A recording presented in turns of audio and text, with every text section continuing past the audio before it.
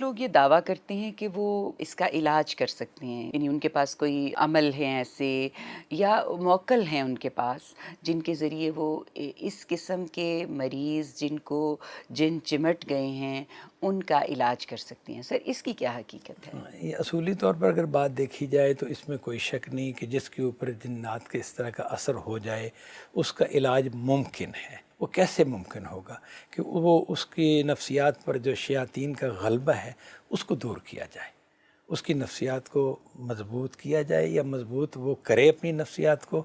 اس کے مختلف طریقے ہیں باقاعدہ جو ہمیں یعنی دین نے بھی بتائے ہیں۔ قرآن مجید کی آیات ہیں، اس کے عقیدے کے حوالے سے پہلو ہے، خدا پر توکل کے حوالے سے پہلو ہے، کچھ ہمیں صورتیں بتائی گئی ہیں وہ پڑھی جائیں تو ان کو دور کیا جا سکتا ہے۔ ایک تو یہ پہلو ہے، اور اس کے بعد جو آپ نے یہ فرمایا کہ مختلف عامل حضرات ہوتے ہیں، ان کے ہاں کو موکل ہوتے ہیں جن کے ذریعے سے وہ اس صورتحال کا علاج کرتے ہیں۔ ان میں سے اکثر لوگ جو ہیں وہ جھوٹ اور فراڈ ہیں۔ ان کی جو طریقہ واردات ہے وہ طریقہ واردات کیا ہے اس کو سمجھ لیں تو بات زیادہ واضح ہو جائے گی۔ نبی صلی اللہ علیہ وسلم نے فرمایا کہ ہر انسان کے ساتھ ایک شیطان لگا ہوا ہے۔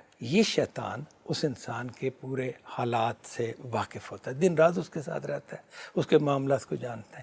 عامل حضرات کے پاس جو جن ہے، جس جن سے ان کے تعلقات ہوتے ہیں، جو جن انہوں نے اپنے ساتھ متعلق کیا ہوتا ہے مختلف طریقوں سے، اس کو بھیجتے ہیں اس شخص کے پاس جو بھی مریض ہے، اور معلوم کرتے ہیں اس کے جن سے کہ اس کے کیا حالات ہیں، کیا احوال ہیں۔ تو وہ ظاہر جنات آپس میں بتاتے ہیں، اور بتانے کے بعد وہ جن جو اس عامل نے بھیجا ہوتا ہے اس کو آ کے اطلاع دے دیتا ہے اس کے بارے میں۔ جب وہ اطلاع دیتا ہے تو اب یہ اس پیشنٹ کے بارے میں یہ عامل کچھ باتیں کرتا ہے کہ تم فلاں جگہ سے آئے ہو، تمہاری ہسٹری یہ ہے، تمہارے معاملات یہ ہیں، تمہارے مقصد یہ ہے، جو معلوماتوں سے حاصل ہوتی ہیں، اور وہ بڑی امپریس ہو جاتا ہے۔ وہ ظاہر ہے بڑی نادر معلومات ہوتی ہیں اس کے حوالے سے، تو وہ بہت متاثر ہو جاتے ہیں۔ جب متاثر ہو جاتے ہیں تو گویا کہ جو مریض ہے وہ اور جو اس کے متعلقین اسے لے کے آئے ہیں وہ سارے عامل کے قابو میں آ جاتے ہیں۔ جب قابو میں آ جاتے ہیں تو اب وہ اگلا مرحلہ پیسے بٹورنے کا ہے، وہ مختلف طریقوں سے پیسے بٹورتے ہیں۔